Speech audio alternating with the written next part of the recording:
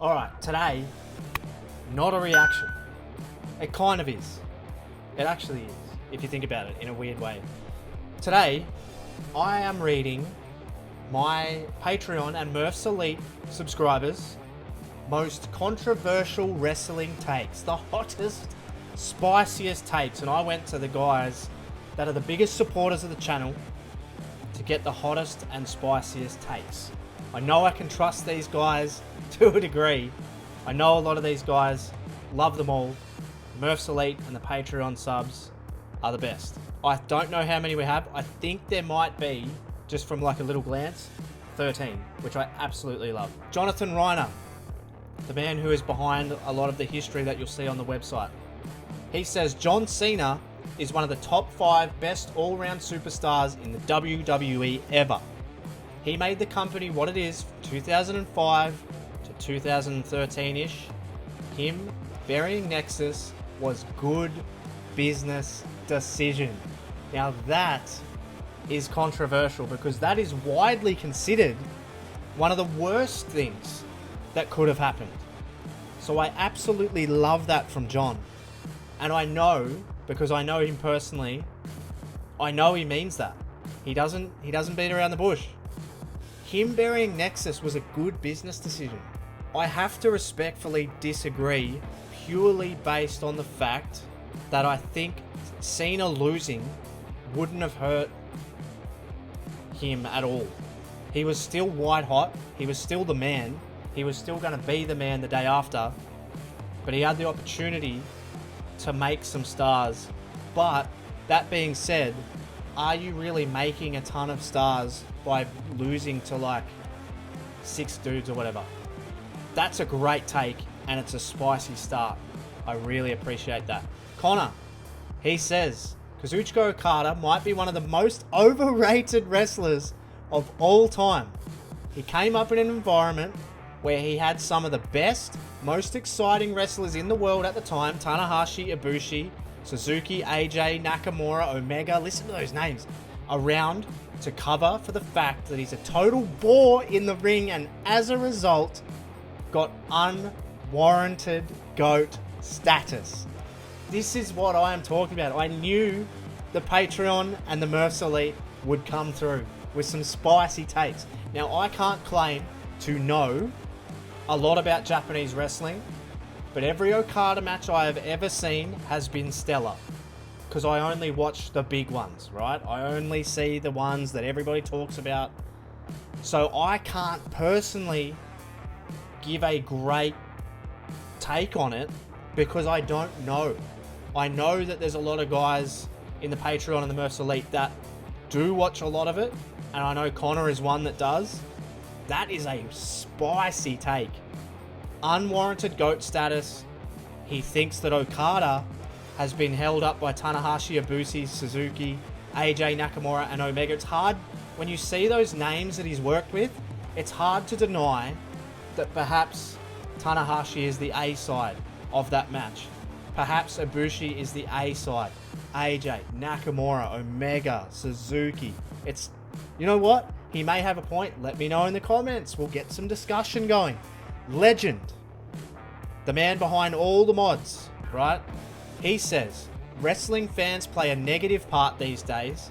The constant hate on any and everything leads to a spiral of pettiness, negativity, and just scary inability to see the best side of things. Also, Kenny Omega is overrated. Really overrated. I love it. I actually agree, and I think I am somewhat part of the problem, although I've gotten a lot better mainly because I watch a lot less. But I do agree that wrestling fans play a huge part in the negativity, because at the end of the day, if you're a fan who is hate watching something, which a lot of that goes on, people will tune into WWE just to go on Twitter and shit all over it. If that's why you're watching wrestling and you're not watching to enjoy it anymore, then you're not going to enjoy anything ever. So I actually agree with him, because I think wrestling fans these days are too analytical. We think about everything way too much. And I've said it in my Discord before, if you're trying to make wrestling make sense, then it's not for you, because nothing about wrestling makes sense. So if you're trying to find some kind of like greater meaning to everything all the time, then you'll never enjoy anything. Great take from Legend. Kenny Omega overrated? I'll leave that to you guys. What do you reckon? Toxic. Now this is very interesting. Toxic says, Kenny Omega isn't overrated and genuinely deserves the praise he gets. He has charisma, in-ring talent, and isn't afraid to make himself a little bit stupid at times. When he wrestled a doll or a little girl, it's wrestling for goodness sake, not UFC. Now that's the counter argument. I love that. I don't know whether he was responding to Legend under, because it's like under the feed, but I love that. I love that. He says he's not overrated. He's got in-ring talent. He's charisma, in-ring talent, undisputed. Everybody knows that. And I agree. It's not, and it's exactly what I was just talking about. If we get over-analytical about wrestling, then it's really not for us. Kid Kingpin. That's a good one though, Toxic. I love the counter-argument within it. Kid Kingpin, good friend of mine. He says this is going to be a list that mostly features New Japan stuff. Sorry, Murphs, he knows I don't watch it. Will Ospreay, aside from the controversial stuff, obviously, is genuinely a bad wrestler. Only concerned with getting himself over, with constant no-selling throughout matches to get a chance to flip out of something to make himself look cool, and can't play any character he has come off too genuinely unlikable to make me even want to watch him. Okay, interesting. That's very interesting. I've never been a big Will Ospreay fan. I've never really liked him. I think he's kind of corny. Short ones. He says, Omega is super flashy and has charisma, but he's not, nor was ever, a number one guy. Not in New Japan, not in AEW. He's a Triple H, minus speaking ability, and with one more athleticism. Fair enough. And with more athleticism. A guy who is able to work with the guy. I agree with that. Kenny Omega will never be the guy. I know he's the champion at the moment, but I think he is one who can be defined by his opponents, very much so. He says, watching ELP is like watching a bad clone of Balor back when he was Devitt in New Japan. If the clone could only wrestle at submerged in a septic tank speed. Wow. I don't know much about ELP, but I'll take your word for it. Yeah, I don't really watch him. Hollywood Rock was Rocky's best run. Late 1999 through early 2001 was Triple H's best run. And as the years go on, people will start to see Cena in more of a positive light, despite him burying a white-hot Nexus angle. Again, talking about John up top. Him getting wins that he shouldn't have, and whatever. Rock versus Cena 2 was. He was still the man and keeping the company afloat throughout it all. I do agree that the hate for John Cena will dissipate as his career fizzles out. Hangman Hunter says, the Fiend is the most overrated character of the 2010s. I must ask him why. I'm very curious why. I think maybe because nothing like that, nothing even remotely like that happened for a long time. And the fact that it was well executed, maybe people look at it in a little bit of a better light, because there was actually nothing really all that exciting going on. But yeah, hey, look, you know what? That's his opinion. Let me know in the comments below if you agree. The Sonic Wolves. He said, man, it's definitely a hard one of the things that have been said before, but unpopular opinion is that Impact Wrestling at times has been making consistent booking, and right now has been better than in recent memory. I have heard a few of the guys in the Discord talk about Impact being one of the best products on TV right now. I don't really watch that much. I've watched a couple of watch-alongs with Twitch streamers and stuff like Chris and New Legacy, and it's decent. Like it's hey, you know, I don't know much of what's going on, but whenever I watch it, it's an easy watch. So it's hard to argue that Impact has been the most consistently well-booked show on TV. I mean, I can't argue with that. So fair play. All right, so now we switch over to the Murphs Elite, which is on YouTube. Click the join button for the Murphs Elite. Project. We all know Project. He absolutely sucks, but we'll get through his comment regardless. He says, I'm joking, obviously. He says Nexus wasn't good. This is not a total stab at how they were used, rather the talent. Look at them. Are we genuinely supposed to believe that Michael Tarver, David Otunga, Skip Sheffield, and Wendy's cosplayer, Heath Slater, were a genuine threat to the likes of John Cena, Randy Orton, Edge, etc.? There was, what is it with everyone with Nexus at the moment? Everyone's just got jumping right on that. I love it. There was nothing imposing about the group. Yes, they were booked to beat people up for a while, but they never felt threatening while doing it. It felt closer to a video game push because you liked them more than it did the actual wrestling push. That's interesting. The only bright spots that the entire group was Justin Gabriel, who was unfortunately 5 to 6 years too early to have a chance at greater success than just a tag team division. And of course, peak shithouse himself, Wade Barrett.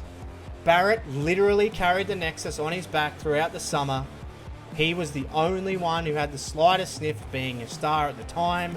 Yes, I'm even including D-Bry in that, which it's pretty hard to argue because at that time, D-Bry wasn't really what people were looking for. Without him, Nexus would be remembered as one of the biggest jokes of all time, rather than the buried group that they were, in my opinion, wrongly perceived as today. I think that's a good point, because if you look at the likes of John Cena, Randy Orton, Edge, and the people that they beat up, and the people that they were meant to be like, you know, you can't say that like Otunga, Tarver, and these kinds of guys, like, but yeah, I do understand what he's saying, and no doubt Wade Barrett, like, and Barrett got even better as he got on too. Like Barrett was a big missed opportunity for them, I think, and he would have been the brightest spot for me. Obviously Justin Gabriel, it's a good point, he was 5 to 6 years too early, because now if Justin Gabriel came along now, he would get much more of a chance, obviously. D-Bry went on to do great things. Yeah, I tend to agree. I think it gets looked back on because of what happened with John Cena. People view it like that was a massive missed opportunity. But I think if they beat John Cena, who's to say they don't just flop and fade out anyway? So I like that view. Expert Gaming says the Undertaker and Triple H should have retired following the end of an era. Hell in a Cell match at 28. It was the perfect ending to both of their careers, in my opinion. Look, definitely the Undertaker. Triple H, I can't even really remember what he went on to do after that, so you might be right. That would have been a really fitting way, wouldn't it? With all of them standing at the end of the stage, sort of the curtain goes down, end of WrestleMania for them, and they ride off into the sunset. Hard to argue.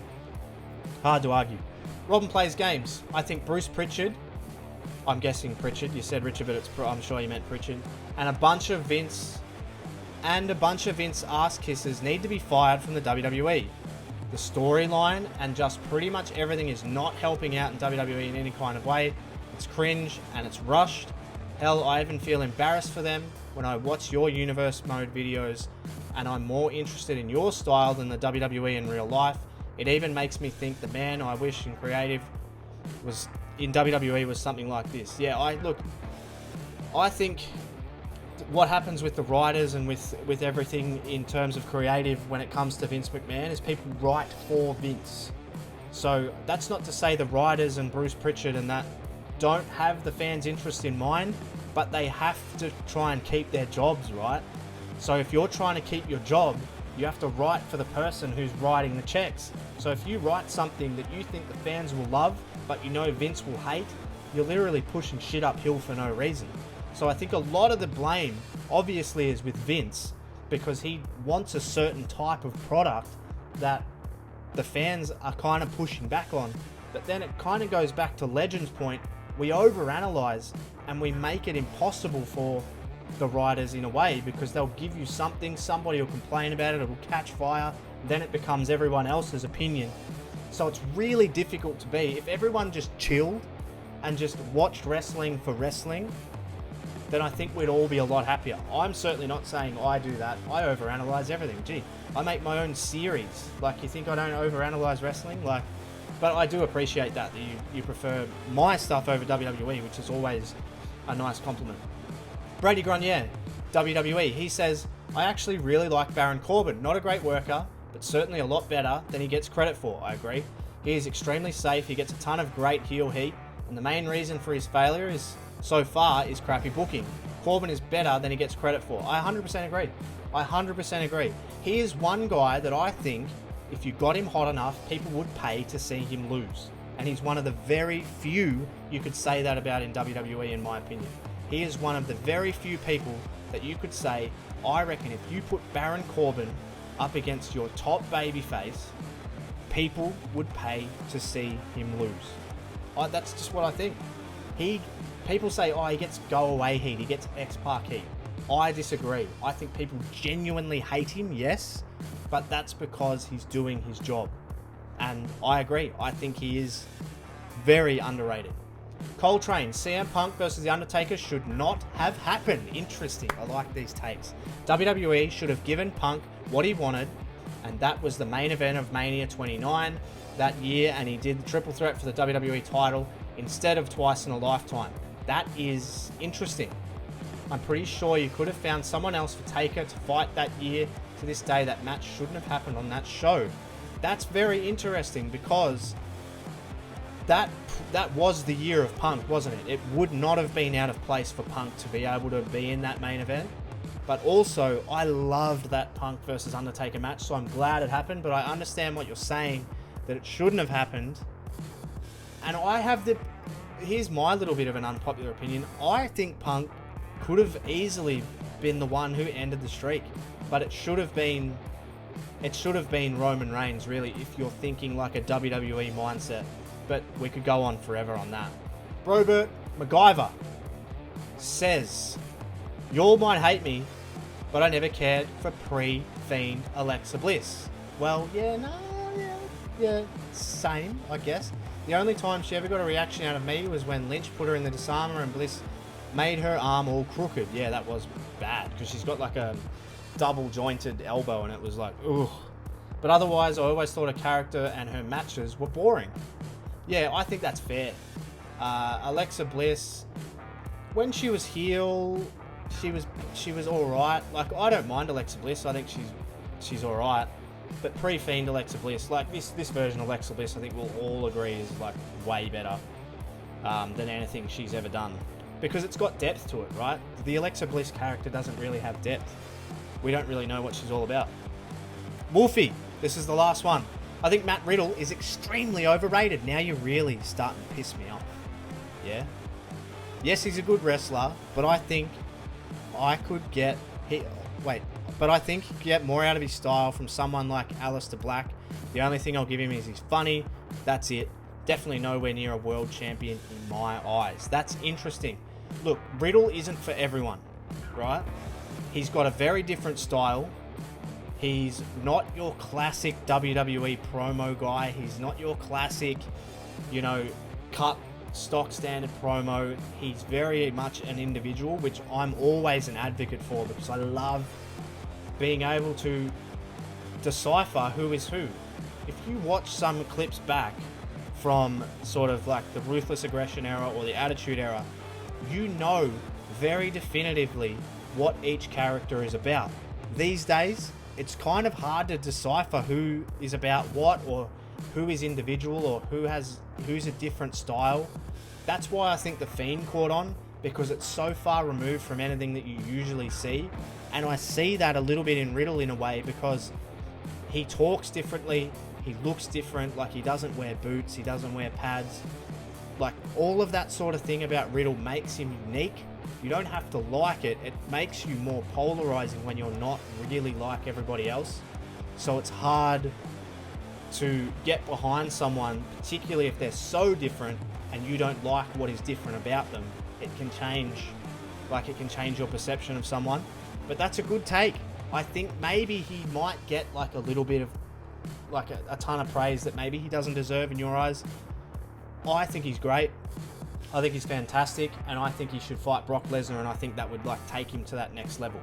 Either way, thank you so much to the Patreon and the Murphs Elite members. Thank you guys so much for watching.